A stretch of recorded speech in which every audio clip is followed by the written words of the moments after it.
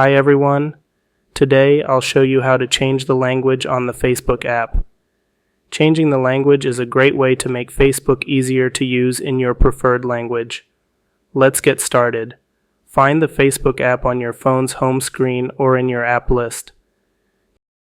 Tap on the Facebook icon to open it.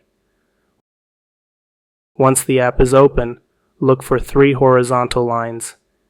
This is the menu button, usually located in the top or bottom right corner of your screen. Tap on it. Scroll down the menu until you see Settings and Privacy. Tap on it. In Settings and Privacy, scroll down and tap on Language. On the Language page, you'll see a list of different languages. Tap on the language you want to use for Facebook. And that's it. You've successfully changed the language on your Facebook app. To switch back to English, just follow these same steps. I hope this was helpful. Let me know if you have any questions, and don't forget to like and subscribe for more helpful tips.